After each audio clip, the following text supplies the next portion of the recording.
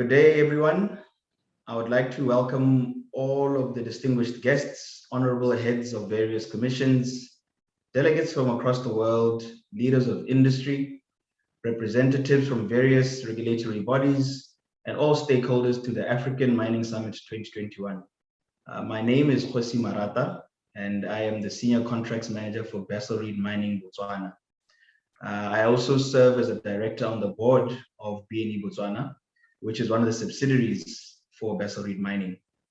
Our company specializes in surface or open pit contract mining and quarrying services. And we currently have active operations in South Africa, Botswana, Namibia, Lesotho, and Swaziland. However, we have operated across the SADC region for decades with distinction and are looking to grow our footprint northwards into the rest of Africa. Now, the entire world has been gripped by the COVID-19 pandemic over the last 18 or so months. And even though there have been major strides in the fight against this devastating disease on our beautiful continent of Africa, we seemingly have lagged behind the rest of the more developed world. At the beginning of 2020, had many of us predicted the scale and complexity of the challenges brought about by the COVID-19 pandemic, I'm certain all of us would have had a very different approach to business strategies and operating models. But this is where we are. With the massive disruptions and ongoing uncertainty caused by the global COVID-19 pandemic, there is a very real need to be resilient and agile as a mining industry. The organizations that are able to adjust and adapt and eventually survive beyond this landmark in history will be better equipped to thrive in a post-pandemic era.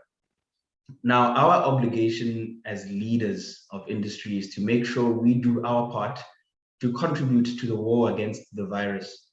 Vaccination rates are very low on the African continent, unfortunately, due to a combination of vaccine hesitancy and a slow rollout of vaccination campaigns.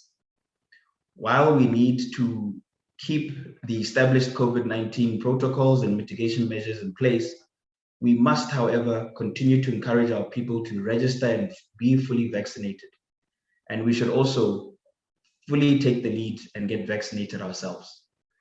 The private sector and governments must surely work closely together to accelerate the vaccination of the continent's population to allow us to get a proper handle on the spread of the virus. At Basil Mining, we operate in different regions and countries across a variety of commodities. And as such, we have had to be very creative in adjusting our operating model to tailor our response to the unique setting in each country and environment so that we are able to weather the storm and secure business continuity. We continue to deliver value for our stakeholders by being adaptive and taking a prudent approach to the use of our resources while we also become leaner and more efficient. Currently, we are now what we would consider in a position much stronger and a robust mining contractor going forward. And despite the generally difficult period our industry is going through, we are convinced that we have the ability to continue to secure long-term projects. Now, often we hear these buzzwords, sustainable mining, being used by different people across the industry. However, I challenge all of us to walk the talk, as it were, and actually commit to concrete action by taking steps to having a positive impact that goes beyond the projects that we operate. Basil Mining is in the business of building lasting legacies for the clients that we work for and in the different communities that host us. By recognizing the importance of these communities, we must all look for opportunities to develop people and local businesses so that we can leave a better equipped local community with businesses that can take part in the economy beyond mine closure and project closure. Much like the COVID-19 pandemic, we face an immediate and very real threat to our world. The forces of nature have again proven extremely unpredictable as we see the acceleration of global warming and its massive impact on climatic conditions and weather patterns. And clearly, this is a very tangible and existential threat to humanity. Mining and its downstream activities have a history of doing harm to the environment, and it is incumbent on us as leaders to be responsible in the way we do business.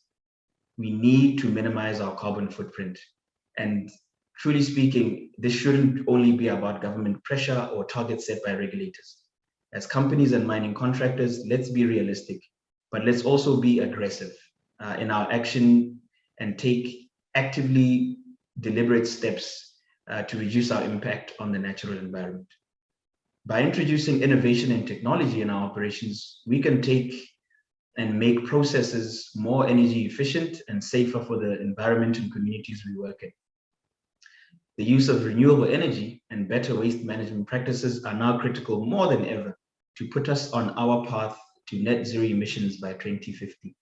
It is our responsibility as industry leaders to take, sure, okay. That's a bit of a break in my flow. So I'm going to take a step back, Glenn. Okay. That's cool. I've made a note of it. Just go back the sentence. I've made a note. It was at 3:10. So just go back to where you are and carry on. Okay. It is our responsibility as an industry to take the lead in the development of creative strategies and innovations to reduce the impact on the natural environment for future generations to come. We must be held to the highest possible standard regarding our sources of goods and services to ensure that even our subcontractors and service providers are also aligned to sustainable business practices. On that note, I would like to wish all the delegates, summit participants, speakers, and other stakeholders a fruitful African Mining Summit 2021. I thank you.